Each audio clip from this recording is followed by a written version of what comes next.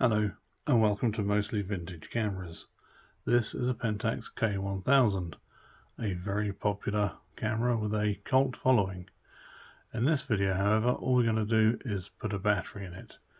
Now the battery is only needed to power the exposure meter. The camera will fire and all the other controls will work fine without a battery. It is a fully mechanical camera in that sense. But with a battery we can also use the exposure meter.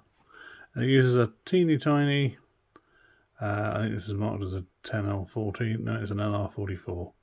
So LR44, SR44, 10L14 or D357, they're all basically the same battery. It's best not to handle them too much, but for the purposes of this demonstration, it doesn't matter too much. If we go to the base plate of the camera, we'll find this little slotted cover, that's the battery cover. A 20p coin, but any sort of coin will do, will help us unwind or unscrew this cover.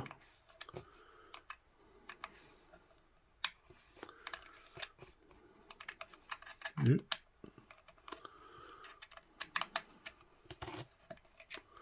we go, and on the inside of the cover you can see quite plainly it says plus. The plus side goes facing outwards. So let's pop our battery in. It's easier just to hold the camera so it's upside down.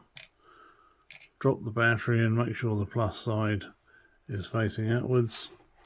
And then the only tricky bit really in this whole process is getting the battery cover back on without cross threading it. So you might need to run the threads back and forth a couple of times just to make sure they go in correctly. Now the final thing you want to do is make sure the exposure meter works. It's quite tricky to show you that on camera, but we'll give it a go. But essentially there's a needle at the end or the side of the viewfinder.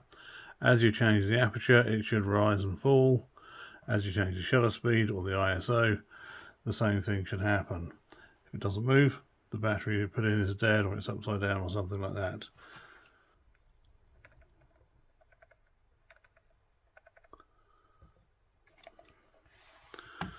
So there you have it. That's how we change the battery on a K1000. Now there's one last point. There's no off switch with this camera. When the battery is in, the meter is running. So it's quite important we either put a lens cap over the lens or we store the camera in a dark place or somewhere secure where we can store it with the lens facing down. Otherwise we'll be draining the battery all the time it's in storage. That being said, always remove batteries from cameras before putting them into storage. Thank you for watching. I hope this has been useful.